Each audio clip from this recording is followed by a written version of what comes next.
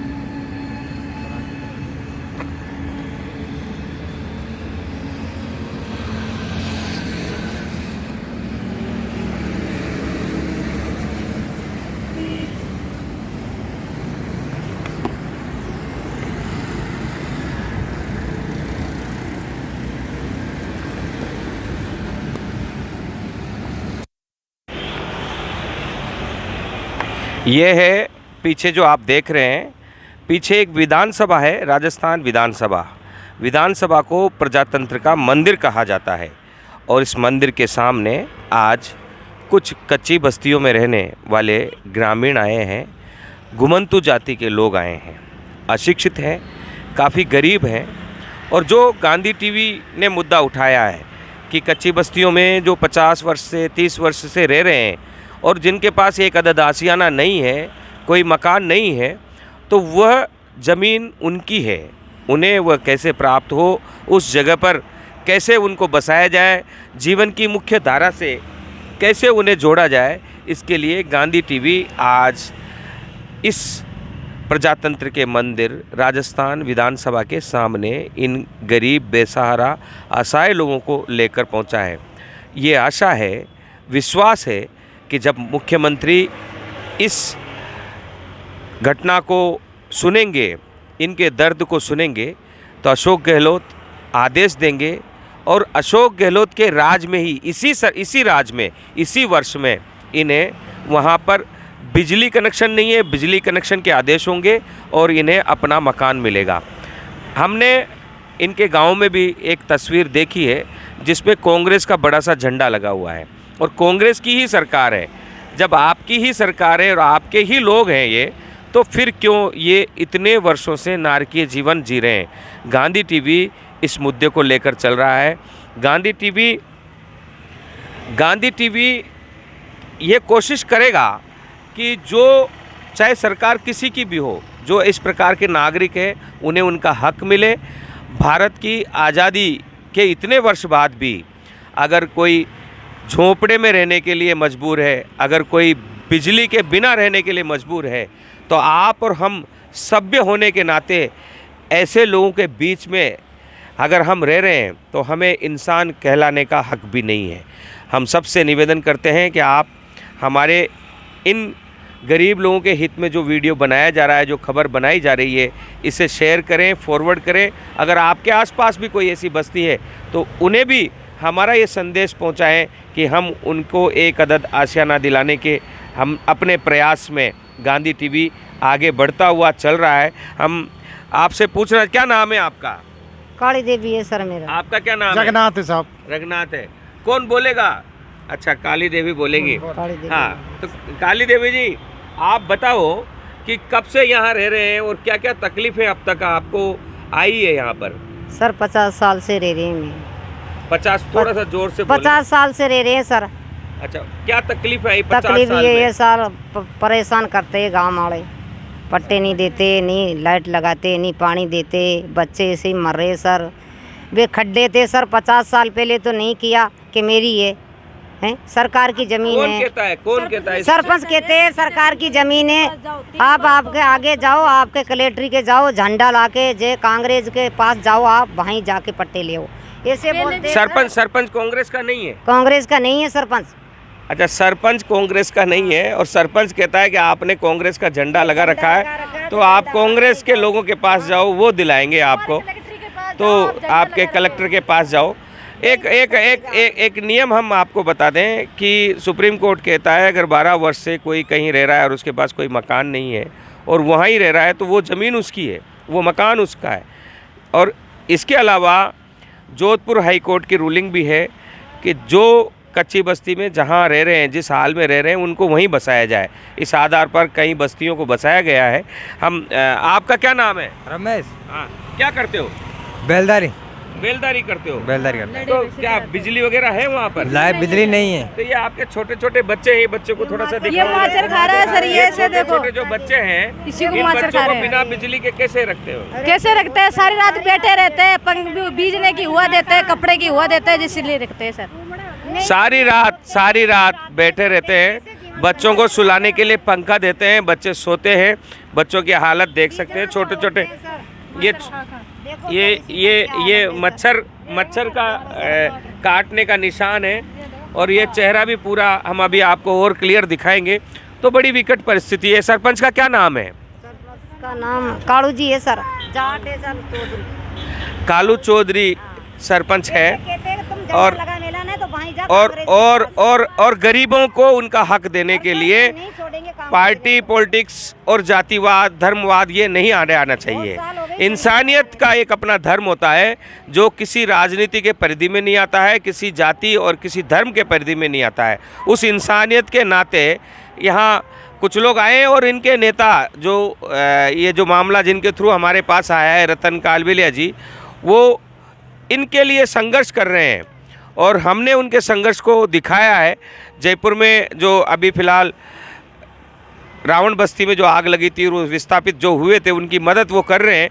उसी दौरान हमारी उनसे मुलाकात हुई और उन्होंने हमें बताया कि कई हमारी ऐसी बस्तियां हैं जहां लोग परेशान हैं और उसके लिए हम मुहिम चलाना चाहते हैं। तो मैंने उनसे, रतन कालबेलिया जी जो गुमंतु, अर्ध गुमंतु और विमुक्त जाति परिषद के अध्यक्ष है, मैंने उनसे रिक्वेस्ट की कि अगर कोई ऐसा दर्द कहीं है आपके लोगों के बीच में तो हम चाहते हैं गांधी टीवी उसको दिखाएंगे, गांधी टीवी उसको मुख्यमंत्री तक पहुंचाएगा, संबंधित कलेक्टर तक पहुंचाएगा। तो गुमंतु अर्ध गुमंतु विमुक्त जाति परिषद द्वारा राजस्थान की तमाम गुमंतु विमुक्त जो बस्तियाँ, जो कच्ची बस्तियाँ हैं, उन कच्ची बस्तियों के लिए राजस्थान का जो गुमंतु परिषद है वो आए दिन इनको स्थायीकरण के लिए, इनके बच्चों के शिक्षा के लिए, इनके स्वास्थ्य के लिए हम लोग आए दिन संघर्ष कर रहे हैं। और आज हम जयपुर ज़िले में बहुत सारी गुमंतु जो बस्तियां हैं, उनकी जो कच्ची बस्तियों का हम लोगों ने दौरा किया है। कोई बस्तियाँ 30 साल से बची है, कोई बस्तियाँ 50 साल से बची है। उसके बावजूद भी आज दिन तक इनको स्थायीकरण नहीं हुआ, ना इनको पट्टा दिया गया है। तो हम राजस्थान सरकार से हमारा निवेदन है कि इन बस्तियों को आप स्थायीकरण करके जहाँ पे ये लोग बसे हैं वहीं इनको पट्टा दिया जाए। मेरा नाम रतननाथ कालबेलिया, गुमंतु विमुक्त जाति परिषद प्रदेश अध्यक्ष, राजस्थान, भीलवाड़ा। तो ये जयपुर जिला में ही आता है और जयपुर जिले के जो कलेक्टर, जयपुर जिला ये टोंक है, जयपुर जिले के जो कलेक्टर साहब है उन तक भी हम ये बात पहुंचाएंगे और कोशिश करेंगे कि इन्हें जल्द से जल्द बिजली का कनेक्शन मिले। बिजली के कनेक्शन की जहाँ तक बात है, इनके पास जो आदेश की कॉपी है वो हमने देखा है, उसमें अधिकारियों ने बिजली कनेक्शन लगाने के लिए पुलिस प्रोटेक्शन में बिजली कनेक्शन लगाने की बात कही गई है। पड़ोसी कोई है वो इनको परेशान कर रहा है, वो लगाने नहीं देते हैं, गाली गलौज। तो ये बदमाशी जो है, ये जो गुंडागर्दी है, ये प्रजातंत्र में नहीं चलती है। आप लोग भी अगर सुन रहे हो या आप लोग किसी को परेशान करते हो तो जो परेशान करते हैं वो ध्यान से सुन ले। गुंडागर्दी, बदमाशी प्रजातंत्र में नहीं चलती है। जितने भी बदमाश, गुंडे, डॉन हुए हैं वो सब अंत में जेलों में चक्की पीसने गए हैं। तो इसलिए गरीबों को परेशान करना बंद करें। सरपंच साहब, अगर आप भी इस वीडियो को देख रहे हैं, हमारे इस खबर को देख रहे हैं, तो जल्द से जल्द इनको न्याय दिलाएं, वरना फिर आपकी सरपंची भी खतरे में आ सकती है, क्योंकि इनको आदेश दिया हुआ है और आपके खिलाफ ये शिकायत कर रहे हैं।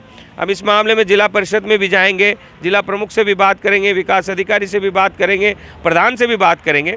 फिलहाल और बात कर लेते हैं। आपके बच्चे पढ़ने वगैरह जाते हैं? कुछ भी नहीं जाते हैं सर, वो स्कूल ही नहीं है, वहाँ आंगनबाड़ी भी नहीं है, आंगनबाड़ी भी नहीं है। रोड के ऊपर तो पाइप के लेन जा सर, रोड भी नहीं है। हाँ, बड़ी डाणी में तो रोड भी नहीं है सर। किसी से पानी नहीं लेने देते, हमारे को नाडी के अंदर पानी निकल रहा है, वो गार का पानी पीते हैं हम।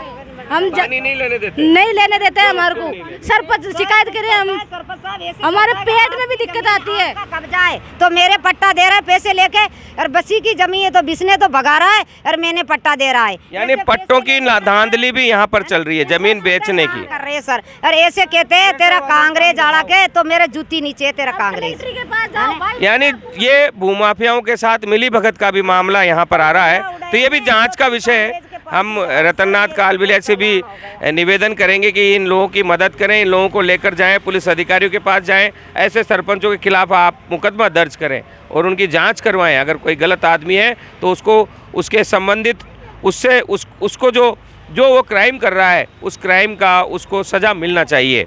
आप क्या चाहते हैं, आप लोग क्या चाहते हैं? सर मैं तो मेरे मकान सच चाहते हैं और कुछ भी। मुख्यमंत्री से क्या हाँ। कहना चाहेंगे? उधर देख के थोड़ा मुख्यमंत्री सर मैंने तो मकान चाहिए, मैं ढूंढा कर दो सर, पानी चाहिए, लाइट चाहिए सर। पीने का पानी चाहिए। नहीं है सर तो मैं तो यानी झंडा उठा के गया ने। यही निवेदन है कि हाँ। हमारा जो सरकारी योजना वो पूरा कीजिए। पानी चाहिए, बिजली चाहिए, रहने का एक अदद मकान चाहिए। आंगनबाड़ी के लोग इनके बीच में आते नहीं हैं इन बच्चों को पढ़ाने के लिए। आंगनबाड़ी के कार्यकर्ताओं से भी हम निवेदन करेंगे कि इन बच्चों को मोटिवेट करें। और जितने भी बच्चे हैं, मेरे हिसाब से स्कूल कितना किलोमीटर दूर है? 2 किलोमीटर दूर है। 2 किलोमीटर दूर है, तो 2 किलोमीटर दूर से आने जाने की व्यवस्था, कितने बच्चे अगर मतलब आने जाने की व्यवस्था हो जाएगी? हमारे तो हम 200-300 बच्चे हैं हमारे डाणी में। 200-300 बच्चे हैं, आने जाने की व्यवस्था अगर हो तो वो बच्चे सारे शिक्षा के मुख्य धारा से जुड़ेंगे। बहरहाल हम ये जो सामने दिख रहा है प्रजातंत्र का मंदिर, इसके सामने से ये पवित्र युद्ध हम शुरू कर रहे हैं।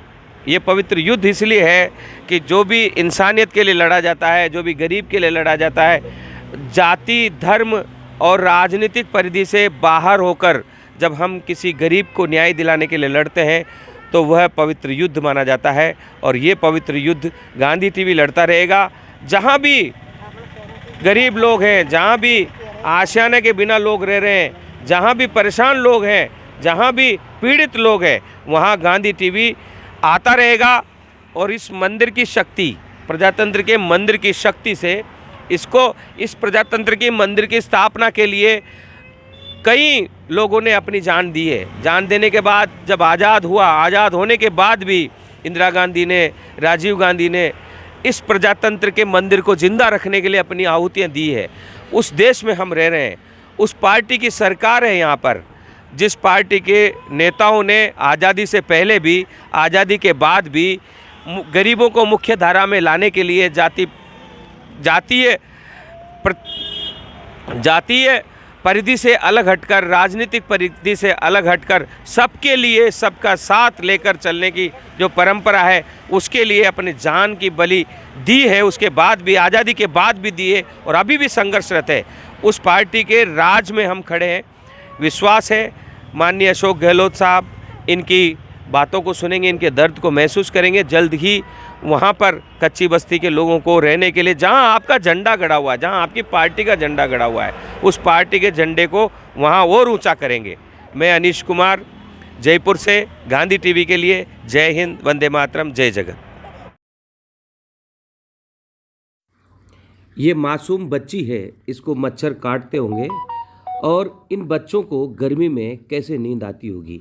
हाथों में जगह जगह पर मच्छरों के काटने के निशान बने हुए हैं। कैमरे में धूप के कारण ज़्यादा दिखाई नहीं दे रहे, लेकिन भयावह स्थिति है। इन छोटे बच्चों को बिना बिजली का, बिना पंखे के, बिना कूलर के कैसे तो नींद आती होगी, कैसे इनकी ज़िंदगी गुजरती होगी। यह भी इंसान है, इन्हें भी एक अदद आशियाने का अधिकार है। ये 50 वर्ष से एक जगह रह रहे हैं, लेकिन मजबूरी है, और मजबूरी स्थानीय नेताओं की, स्थानीय जो तथाकथित समाज सेवक है, उनके असहयोग की।